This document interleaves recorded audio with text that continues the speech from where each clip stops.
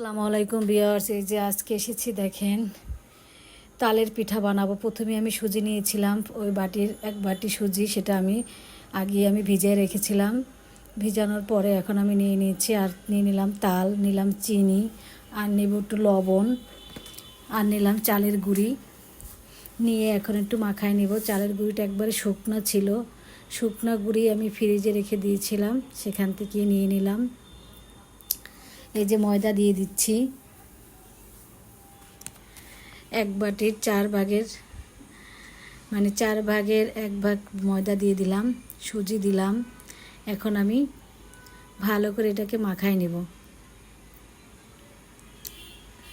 ভালো করে মাখায় নিচ্ছি। এবার আমি দিয়ে দিব নারিকেল দিয়ে দিলাম, আর এদিকে দিয়ে দিয়েছিলাম আমি 2টা ডিম। সেই 2টা ডিম দেখাতে পারিনি, যে কোনো কারণে মিস্টেক হয়ে গেছে।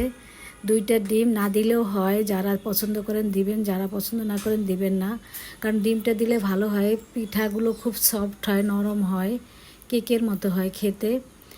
এখন আমি কড়ার ভিতরে তেল দিয়ে দিয়েছি, দেখেন পরিমাণ মতো তেল দিয়ে দিলাম। তেলটা গরম হয়ে গেছে, এখন আমি সবগুলো পিঠা সুন্দর করে এক সাইজ করে দিয়ে দিব, দিয়ে ভালো করে ভেজে নেব। এই যে দেখেন সবগুলো দিয়ে দিচ্ছি।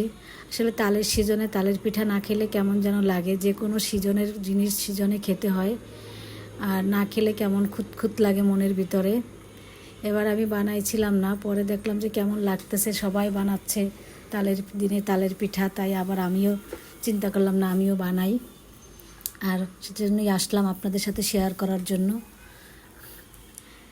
এই যে দেখেন ভাজা হয়ে গেছে, এখন আমি উঠাই নেব এগুলো, তেলটা ছেঁকে আস্তে আস্তে করে সবগুলো উঠাই নেব। কেমন হয়েছে আমার এই তালের পিঠাগুলো সবাই জানাবেন, লাইক কমেন্ট শেয়ার করবেন বেশি বেশি করে, আর কমেন্ট করে জানাবেন যে কেমন হয়েছে। সবাই ভালো থাকবেন। আসসালামু আলাইকুম।